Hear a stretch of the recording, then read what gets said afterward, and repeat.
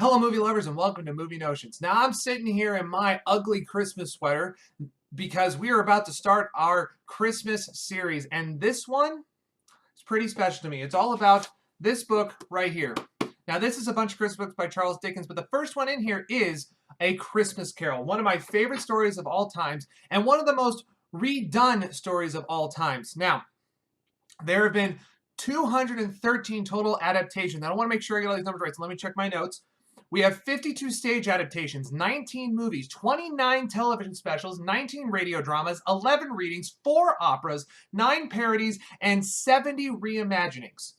Now, that is a lot. Like I said, that's 213 total times this story has been used in some way, and I have watched a lot of them. I enjoy the story. I think it's great. A guy that's so all about himself and learns how to, well, we'll get to that in a second, but yeah, we're going to go over these different adaptations. So our goal for this is to take the 19 movies and many of the television specials. Some of them, unfortunately, have been lost or just weren't redone in a way where we could find them. Most of the time, they're lost. But we're going to go over a bunch of these different ones. Like I said, all 19 movies and 29 television specials. Now, I am a fan of Bill Murray in the movie Scrooge as much as the next guy. But what we're going to be focusing on for this series is just the stories that involve the character of Scrooge, Marley's ghost, the past, the present, and the future ghosts, and then a few extra things here or there that I think make up a good movie. And what we're going to do is we're going to go through all of these, and we are going to create a definitive list. Now, with this list, obviously, this is my opinion. Anybody can have a different opinion of these if they want, but from my opinion, we're going to go through these. Now, if you'll just hang on a second, we'll get up our scorecard and go over that. Okay, so this is the scorecard that we're going to be using, and as you can see, it's going to be out of 120 points overall. So, first off, we obviously have to be judging Scrooge. He's the main character. He's exactly what we need to go. So here's what we're going to do. We have a section for True to the Book. It's going to be out of 5 points.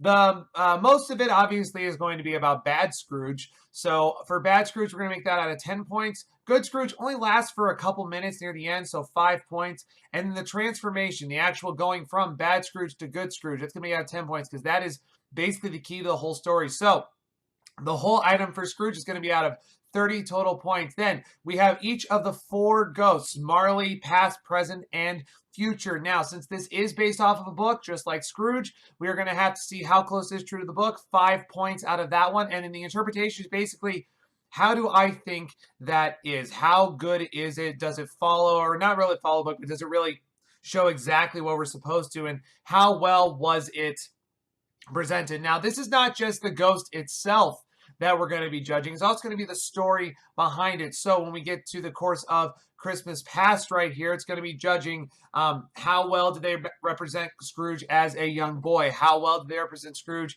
at Fezziwigs? How did they represent the love with Belle and everything like that, and so on and so forth? And that's going to be true for all of them around here. Then these last 3 categories are 3 things that are really, really important when it comes to the movie. First off, cinematography. Did they do a good job showing what we wanted, when we wanted it? The costumes, obviously most of them Victorian England, but then from there, how well was it done? How well were the costumes for the different ghosts and how that was done? Not just the costumes, but the makeup.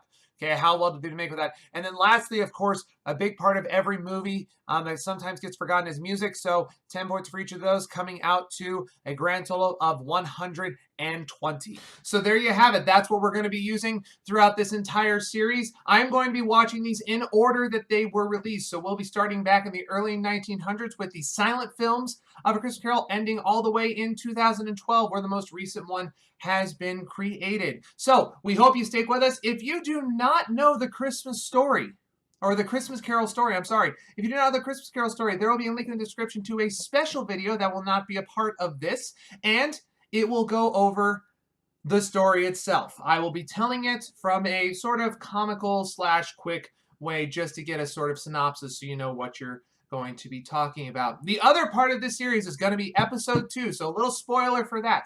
On the 22nd of November, The Man Who Invented Christmas. It's a story about Charles Dickens and his writing of Christmas, starring Dan Stevens. It was released to theaters. Episode 2 of this, the one right after this, probably released tomorrow, will be my review over The Man Who Invented Christmas. So catch that, and then episode 3 will start Episode 3, sorry, I don't know why I held it 2 fingers. Episode 3, I promise I can count. Okay? Episode 3, we will start right up into our Christmas Carol reviews. So, we hope you stick with us through this entire series. Thanks for watching. Make sure to like and comment, subscribe. God bless you, and that's a wrap.